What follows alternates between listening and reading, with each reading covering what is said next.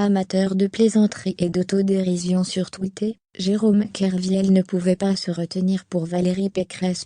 Il a montré toute sa compassion à la candidate LR, dans le rouge financièrement après sa campagne, lui qui est l'homme du scandale de la Société Générale. En réclamant de l'aide financière pour le remboursement de sa campagne électorale du premier tour des présidentielles, Valérie Pécresse a ouvert la boîte à Pandore, une succession de vannes et de critiques.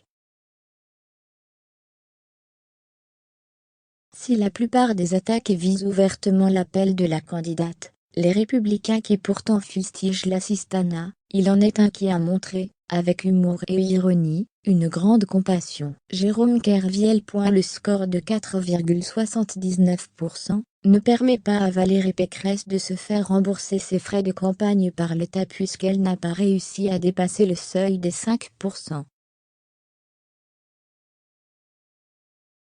Une situation dans laquelle se retrouve 7 autres candidats. Yannick Jadot, EELV, a lui aussi lancé un appel pour contribuer à renflouer les caisses. Cependant, comme la républicaine est la plus riche des candidates, avec pas moins de 9 millions d'euros de patrimoine, voire plus, et qu'elle est l'épouse de Jérôme Pécresse, président-directeur général de la branche énergie renouvelable de General Electric, et qui gagne très bien sa vie, elle ne s'attire pas beaucoup de sympathie.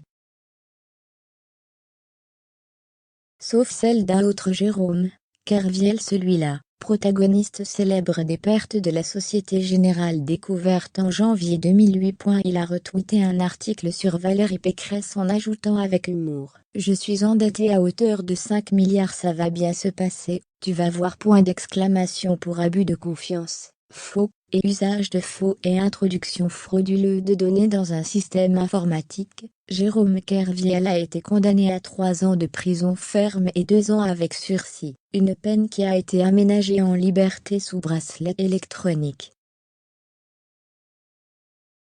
À l'issue de la liquidation de ses positions, l'opérateur de marché a été jugé responsable de la totalité des pertes enregistrées par le groupe bancaire, soit 4,9 milliards d'euros. Dans sa boutade sur Twitter, Jérôme Kerviel fait aussi un clin d'œil à la phrase que le ministre de l'Intérieur Gérald Darmanin avait rétorquée à la journaliste Apolline de Malherbe, lors d'une entrevue très tendue sur RMC et BFM TV.